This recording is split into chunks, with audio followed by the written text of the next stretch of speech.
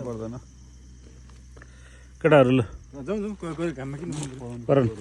सबैजनालाई नमस्कार। यो फेरि हाम्रो नयाँ यात्रा यो विगत धेरै अगाडिको भिडियो माइटारबाट पनि कटेर धेरै अगाडिको यात्रा हो तर मैले आज यो हामी चाहिँ नयाँ गन्तव्य बर्दनगढी मायाटार धेरैचोटि गइसकेको हुनाले चाहिँ चितवनको नयाँ डेस्टिनेसन खोज्ने क्रममा हामीले सिराइचुली जुन चाहिँ चितवनको सबैभन्दा अग्लो स्थानमा रहेको डाँडा छ त्यो स्थानसम्म हाम्रो यात्रा पुगेको छ। तर खास हाम्रो जाने चाहिँ मायाटारबाट अलिकति तलपट्टि एउटा बेग्लै ठाउँ थियो। त्यो ठाउँमा पुग्ने हाम्रो सोच भए तापनि यात्रा गर्ने क्रममा हामी चाहिँ मायाटारलाई कटेर धेरै टाढा धादिङको एरिया वरिपरिबाट फेरि सिराइचुली होमस्टे हुँदै सिराइचुलीको डाँडोमा हामी पुगेका थियौँ। यो पुग्ने क्रममा भएका किसिमका बाटोको कुराहरूदेखि लिएर त्यहाँ भएका साथीभाइ भएको रमाइलोलाई चाहिँ समग्र रूपमा चाहिँ मैले खासै मलाई एडिट गर्ने उस्तो छैन तर मैले यो खास क्यापकटमा सबै ओरालोबाट यो भिडियो चाहिँ आज कता जान अघि हामी जाने हाल्न लागिरहेको छु ताकि भोलिमा 10 वर्षपछि पनि हेर्दै गर्दाखेरि यो पुल नबनाएर कारणले गर्दाखेरि चाहिँ मैले यो भिडियो हालेको छु। सबैजनाले माया गरिदिनु होला, हेरिदिनु होला है। कन्टेन्ट हो कन्टेन्ट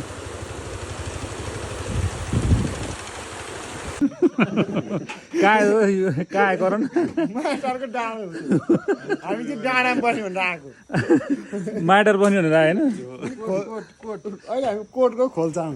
हामी करिब बिहान मान्छे हामी लगभग तपाईँको बेलुका धेरै बेलुका यो करिब राति नै भइसकेको थियो। एउटा होमस्टेमा हामी राति 9-10 बजीतिर पुगेका थियौँ र होमस्टेमा चाहिँ हामीले अनुरोध गरेर त्यहाँ अरू कुनै होमस्टे नभएको र एउटा मात्रै होमस्टे भएको कारणले गर्दाखेरि चाहिँ अनुरोध गरेर त्यहाँ खानासाना पकाउनु त्यहाँ रमाइलो गर्ने व्यवस्था हामीले तुरात गरियो र हाम्रो त्यो दिनको बास हामीले त्यहीँ बस्यौँ। अझै हाम्रो डेस्टिनेसन सिराइचुली थियो। त्यसपछि माउन्टेन ड्यू भने के रे भन्थे हेलो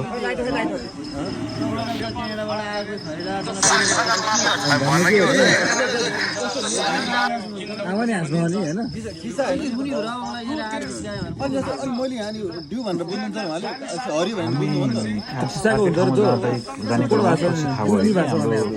बाटो चाहिँ गलत बाटोमा पुगेछौँ। त्यही पनि त्यहाँबाट सिराइचुली पुग्ने भएको कारणले गर्दाखेरि चाहिँ हामी माउन्टेन ड्यू लभर है माउन्टेन ड्यू लभर अब यस्तो उता करेन्ट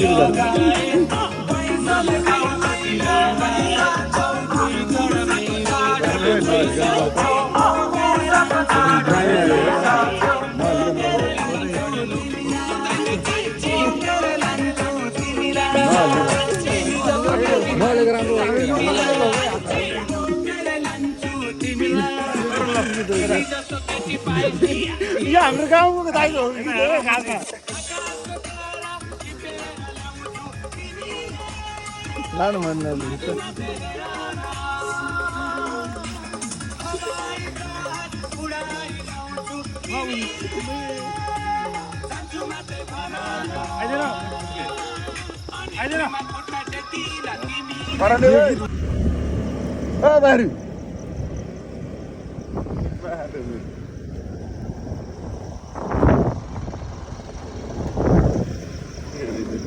त्यसपछि हामी बिहान उठेर फ्रेस भएर फेरि सिराइचुली जाने बाटो जाँदैछौँ।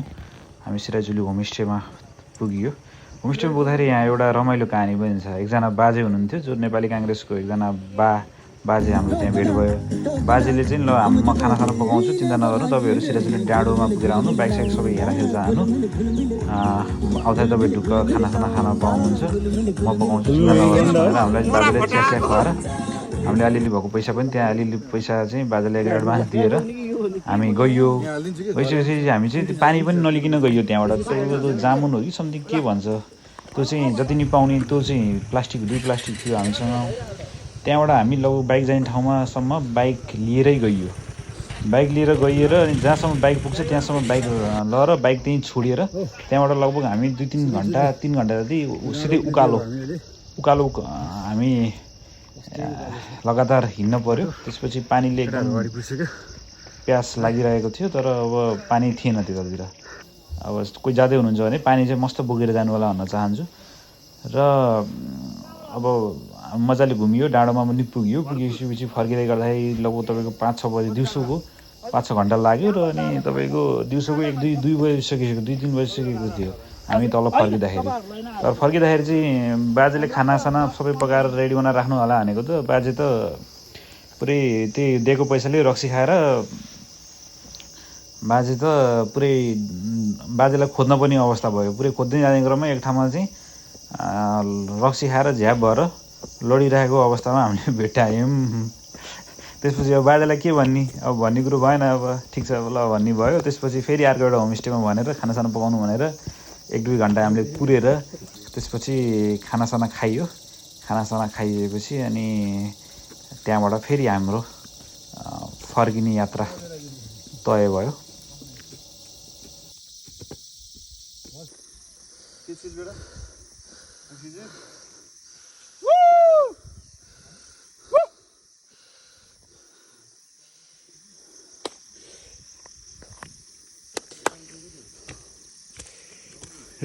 ए यहीँबाट होला त उस गर्ने भने। फाइनली हामी सिराजुली आइपुग्यो। सियोस भनेको चितवनको सबैभन्दा हाइटमा रहेको डाँडो हो यो सिराजुली डाँडो। इच्छाकामना गाउँपालिकामा श्री सिद्धदेवी मन्दिर सिराजुली डाँडामा आइपुग्यो। यो चितवनको सबैभन्दा अग्लो डाँडा, चितवनको सबैभन्दा माथि अग्लो स्थानमा रहेको यहाँ मन्दिर पनि छ। श्री सिद्धदेवी मन्दिर पनि छ। साथीहरू उता हुनुहुन्छ। यति चिसो हावा चलेको कुरो छोडिदिनुहोस्। धेरै नै हिँड्नुपर्ने अवस्था छ बाटो चाहिँ।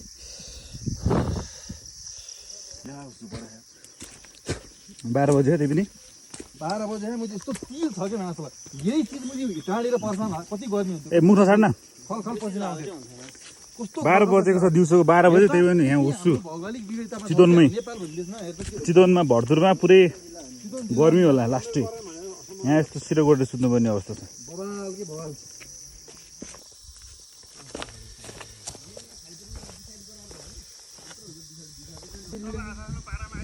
सुरज देखा त सुजन काबल देखा त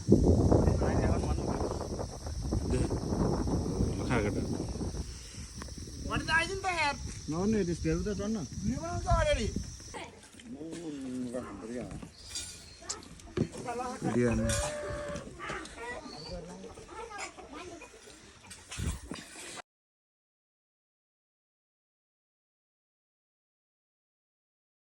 मसँग धेरै फोटोहरू भिडियोहरू थियो तर सबै डिलिट भइसकेका रहेछन्। जति थिए त्यति मैले हालेँ। अब यसमा सिराजुली सम्बन्धी केही सोध्नुपर्ने छ, तपाईँहरू पनि याद गर्नुहुन्छ भने मलाई यहाँ कमेन्ट गर्नु होला। Thank you.